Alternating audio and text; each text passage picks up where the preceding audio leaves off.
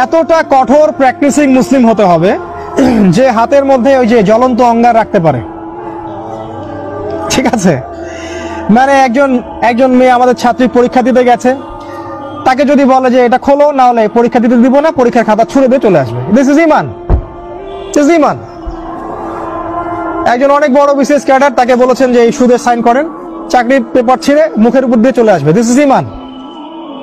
আর যদি এগুলো করতে ব্যর্থ হয়, নাম কাটা, ওই যে আগুন রাখতে পারেনি।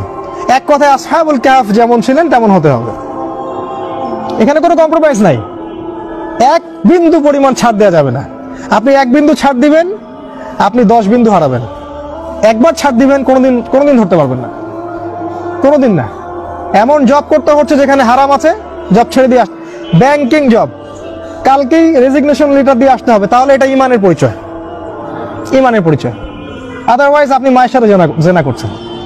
Be careful.